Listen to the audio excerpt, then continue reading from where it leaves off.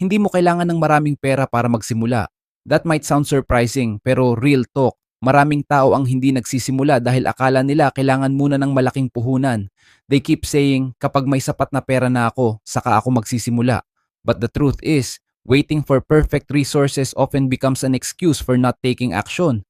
Maraming successful na tao ang nagsimula sa maliit. Some started with a simple idea, a small online page, or skills they learned for free on the internet. Hindi nila hinintay na maging perfect ang situation nila. They started with what they had, time, effort, and the willingness to learn. Because in today's world, knowledge and creativity can be more powerful than capital. Bilang Pilipino, sanay tayo sa diskarte. We find ways even when resources are limited. At minsan, ang totoong puhunan ay hindi pera. It's courage, consistency, and the decision to start. Kahit maliit na step lang today, it can lead to bigger opportunities tomorrow.